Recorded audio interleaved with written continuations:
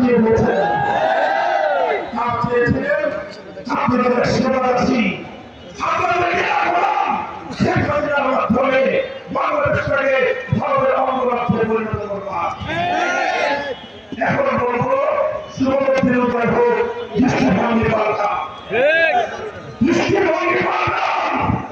বাংলাদেশের সঙ্গে সমতা ভিত্তিতে বন্ধুত্বের হাত বাড়িয়ে দিবেন। আমাদের পক্ষ থেকে সমতা ভিত্তিতে সমাধান পাবেন।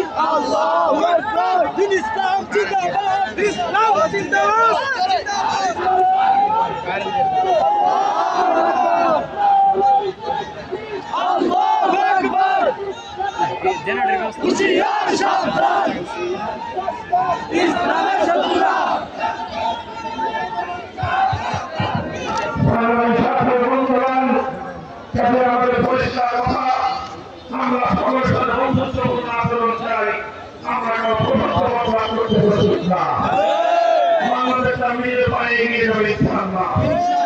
বাংলাদেশ তার নিজের পায়ে দাঁড়িয়ে বিশ্বের উপরে মাথা উঁচু করে টিকে থাকবে ইনশাআল্লাহ।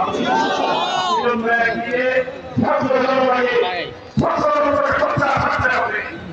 বাংলাদেশের ইতিহাস এই অভ্যুত্থানকে সবার আশায় করে ষড়যন্ত্রের বিরুদ্ধে ছাত্র স্কুল কলেজ ইউনিভার্সিটি মাদ্রাসা সকল ছাত্রদেরকে তাদের ঐক্য ধরে রাখতে হবে।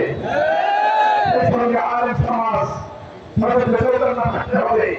ছোট সমাজকে বলবো কেন আলেমদের কাছ থেকে পরামর্শ নিয়ে তাদের লাগিয়ে পূর্বতনের গতিপথে এগিয়ে যাও, মানুষের পর্যন্ত পৌঁছে যাও।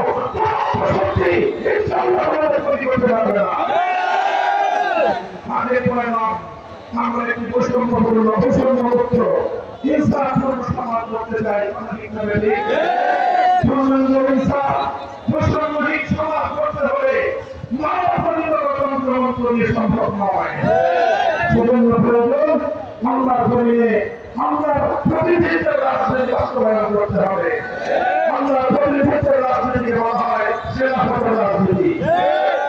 আপনারা সকলেই আল্লাহর প্রতিনিধিত্বের রাজনীতি খেলাফত ব্যবস্থা দিয়ে আপনাদের জীবন পথকে আপনাদের জীবন পরিবর্তন করতে পারছেন।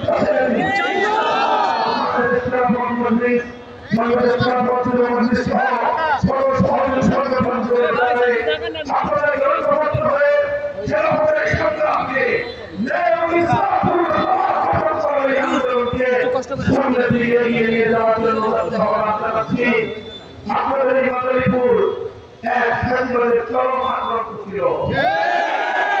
এই আক্রমণ আল্লাহ উদ্ধার করে দিয়েছেন। এখন সম্মিলিত উত্তরে এই মাদারীপুরের অগ্রযাত্রা অব্যাহত রাখতে হবে। আমাদের মাদারীপুরের এমপি সাহেব সহ প্রশাসনিক কর্মকর্তারা আমাদের সাহায্য সহযোগিতা দিয়েছেন। আমি আপনাদেরকে বলবো এই মাদারীপুরে যেন শান্তিপূর্ণ উপায়ে সামনের শিক্ষার পথ চলা অব্যাহত রাখতে পারে। প্রশাসনের যে কোনো ভালো উদ্যোগকে আমরা সহযোগিতা করবো ইনশাআল্লাহ। আমাদের সমাজ এই যে দুর্গাপূজা আসছে এই পূজাকে কেন্দ্র করে কোনো পরাজিত শাস্তি বা অপরিত শাস্তি তারা যেন নতুন করে সমাধান করতে না পারে। আমাদের রাজনীতি ছিল রাতের বেলায় কারুকাগিরি হয়ে সংখ্যালঘুদেরকে সরল মাত্র দিনের বেলায় কোথা হয়ে থাকতে আসতো।